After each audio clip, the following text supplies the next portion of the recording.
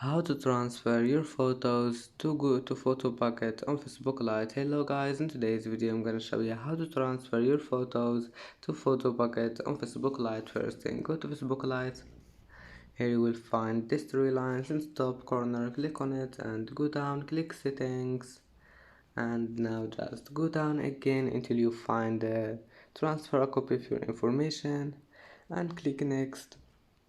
And here you will find Photobucket. Click on it and click on videos if you want to transfer only your photos, and then click next. Now just connect your Facebook with Photobucket, and that's it for today's video. If you like this video, please don't forget like and don't forget subscribe, and thank you for watching this video until the end, and see you in the next video.